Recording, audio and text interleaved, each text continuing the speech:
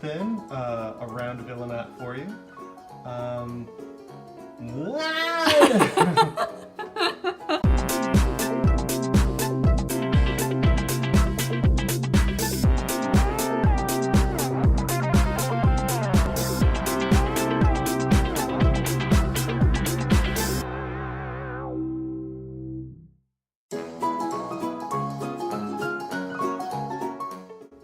Hey everyone, it's Rascally Ryan. Thank you for dropping in today, and I've got a great game review for you. It's a game called Illimat. Started out originally as a game prop. Back in 2009, the Portland band The Decemberists had used it for their Hazards of Love album. The idea was that it was kind of an old-timey, mystical game of antiquity that, your grandparents maybe had played as part of some sort of a secret society sort of a thing.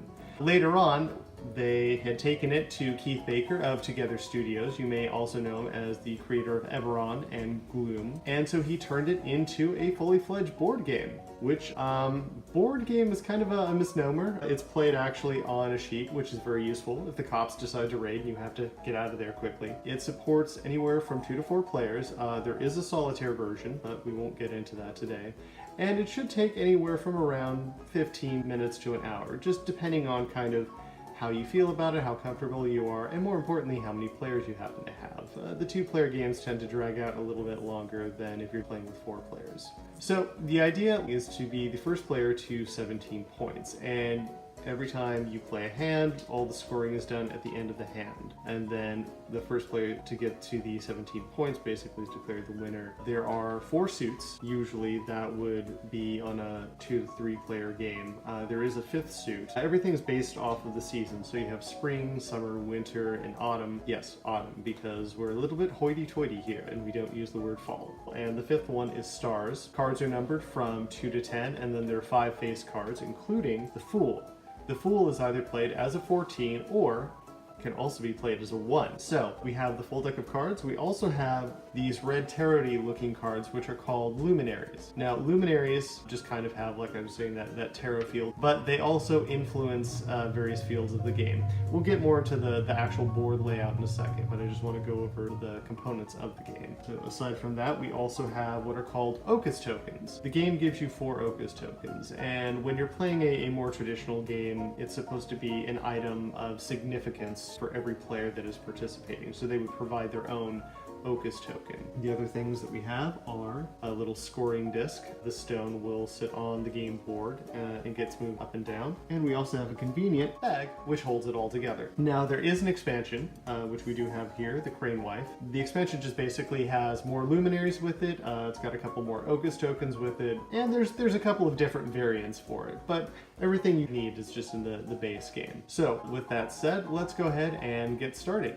So I've taken the liberty of getting the game already set up. The starting process will have a luminary card in each corner, and then each quadrant is going to have 3 cards dealt face up inside of it. Now the other portion of this game is called the Illimat itself, which is part of the game box. It actually forms the bottom part, and it's an important part of the game. Each region is covered by one of the 4 seasons, and as it's being played, this will change and control different portions of what's going on in each field at any given time. So the 3 actions that you can do are you can harvest, you can stockpile, or you can sow a card. I'll just be playing with the stars deck for right now. Typically you would have 4 cards in your hand at the start of your turn, but just so I can give you an idea of how we play this. So if I'm harvesting a card, what I'll do is I'll take one of the cards in my hand that matches a number here, in this case the 4, and I'll harvest that, and I'll collect this card. So that's mine. The second action that I can do is I can sow. Say for example, I've got my handful of cards and I can't play anything. What I can do is I can take one of my cards from my hand and put it into the field. There's no limit as far as how many cards can be placed into a field, and it just stays there and somebody else can collect it later on if they really,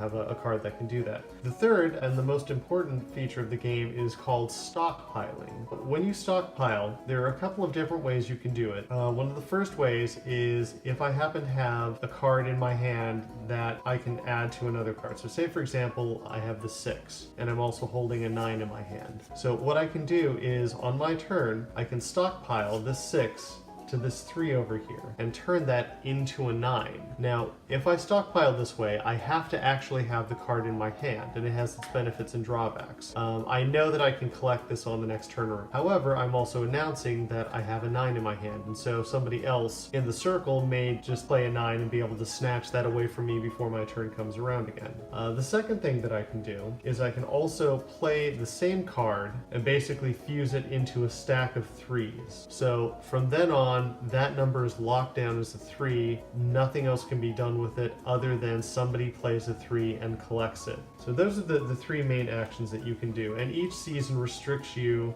So in the autumn phase, I can't sow a card into that field. In the winter phase, I can't harvest anything from that field. From the spring, I can't stockpile anything into that field. But summer, all actions are allowed. And that's really the game in a nutshell. And then, like I said, every particular luminary, as soon as you clear a field, you also reveal the luminary and reseed the field from the draw deck. And that luminary is going to have an effect on possibly the field, possibly other fields as well. It just kind of depends on what it is. And then scoring, we have a handy scorecard here. If at the end of a hand, and the end of a hand is basically as soon as there are no more cards in anybody's hand and there's no more cards in the draw deck. And that's it, that is over, and then we start scoring. The first thing we score is the number of cards everybody has total. So whoever has the most cards in their individual hand at the end gets 4 points. Then we go on to the actual suit. So if you have the most of the sun suit, it's called Sun-Kissed, and then you would get 2 points for that. Now,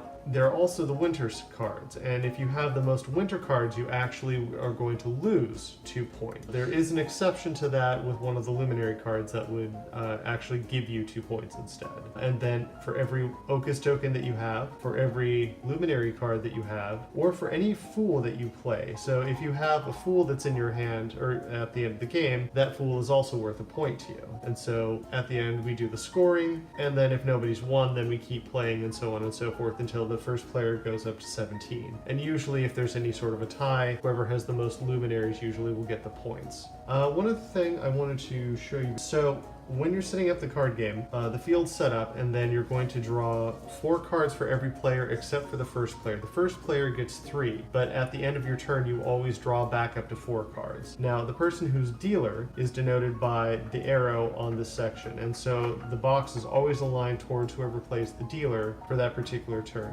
One other function, so anytime a face card is played, that actually is going to change to the field that I've just played a face card into. If I did the same thing with the Queen of Winter and I played the Queen of Winter instead into this field, then it rotates and now winter has an effect here. So you can use that to kind of block off other players or to free up cards that you may need later on. Usually anytime you play a face card, it's whatever the corresponding one is. However, with the star suit, if you play a card that has that star on it, just as a face card, then it's a wild and you get to decide yourself where you want the Illimat to wind up. From here on, we're going to go ahead and play a demo game for you with myself and the Kerrminator, and we'll kind of show you how it works. All right, so let's go ahead and get into the game and get going. All right, now, as I said before, I've taken the liberty of setting up cards, so this is what I'm holding in my hand currently. And the Kerrminator is going to go first. Like I said, I was the dealer, so she gets to make the first play. So I have a 9, so I'm going to clear this. I got a 4, a 5, and a 9. Boom. Okay, so she's already cleared that, so she gets to flip the luminary over. She gets to take an Ocus token, and we're going to reseed the field. Also, I don't know what the changeling does, so. Now, with the changeling, that actually has an ability, which I'll read here. Once during your turn, you may exchange a card from your hand with a card in the same field as the changeling. You may do this at any point in your turn, either before or after you play. You can't exchange cards that are part of a stockpile. This act of exchange does not change the season. When you claim the changeling, you may immediately exchange 2 cards from your hand for any other 2 cards on the board. So essentially what this means is, say for example, I want that 4. I may need it for another play, so any point during my turn, I can exchange 1 card from my hand, take that 4, and then use it for something else. If I'm exchanging a face card, it doesn't move the Illimat at all. So now it's my turn, and if possible, it's always a good idea to keep a running count in your head of how many cards you have of what suit, because that determines whether or not, something like that 7 in the winter suit could be a viable play. I'm going to go ahead and play the King of Autumn. 6 plus 7 is 13. So I take those cards, and since I played the King of Autumn, this now rotates into this section. And I draw back up to 4, and it's the Kerrminator's turn. And so I've got 13. So I'm going to take 11, 2. That was a winter card. So. Go ahead and play a 9. Take those 2 cards. Wasn't a face card, so that stays exactly where it was. And then I will draw, and it's Kerrminator's turn. And thank you very much, sir. Alright, so we'll go ahead and reseed. Now, if at a certain point we didn't have enough cards, then we wouldn't bother reseeding, and that luminary would just be discarded along with all other luminaries that were on the field. So, we've played the Maiden, and with the Maiden, while it's on the board, winter has no effect. Cards may be harvested from the winter field. This effect occurs even if the Maiden isn't in the winter field. So basically, winter has absolutely no effect. So I can harvest cards from here, even if the Maiden isn't focusing on winter. So I will play a stockpile action. So I'm basically turning this into a 12, which lets her know that I do have a 12 in my hand, because if I don't have one in my hand, that's an illegal play. I have to have it if I'm doing the stockpile action. Draw back up, and now it's her turn. Just gonna take an 8. Okay, now I will play that 12. So I've collected that. I did play the Queen of Summer, so Summer rotates around to this side. And since I cleared the field, I get to take the Luminary that's there, as well as an Ocus token as a reward. Now, we've cleared the field, but we can still reseed the field because we have cards still, and there is an Ocus token available. I draw back up. My turn? Mm-hmm. Well, this works out. So 11 and 11. And I played Knight of Autumn. Okay. So from here, we're going to basically time lapse it so you don't have to sit here and watch the entire game get played out, and we'll see who wins.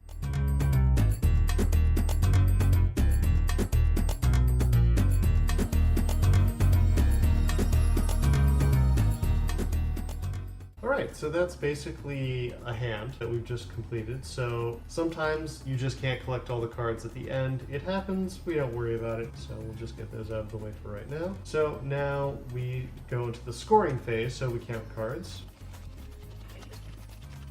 23. 24. So the Kerrminator get 4 points, and now we count the number of sun suits that we have.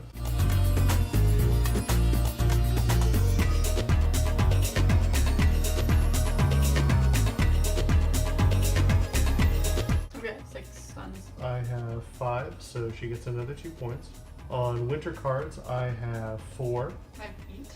So she loses 2 from that. And then we count up the number of fools that we have. So I have 3 fools. 1. And then the number of Ocus tokens, which I have 1. And I've got 3. And then the number of luminary cards. I have 1. And I've got 0. Okay, so as we stand right now, the current score is 5 to 8. Between 7 and 9. Busting your chops. And that's basically how Hand of Illimat goes, and then we just keep playing until the first person gets to 17.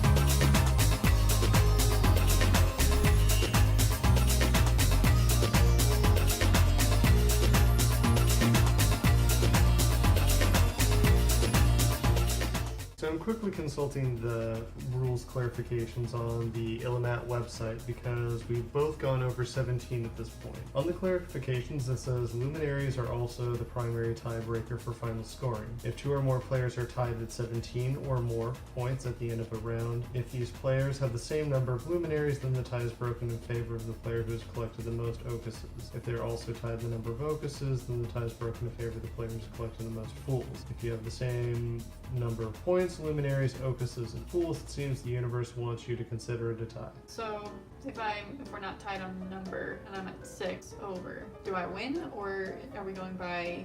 Well, it's the first person to get to 17. Okay, so it said tied at 17 or more. Right. If 2 or more players are tied at 17 or more points at the end of a round, luminaries are the tiebreaker for final scores. Because I interpret that as if you're tied at 17 or 18 or tied at 19 or tied at 20 or blah blah blah blah blah. I don't know. The way I interpret it is that if you hit that limit and you're past it. We each interpret it to benefit ourselves.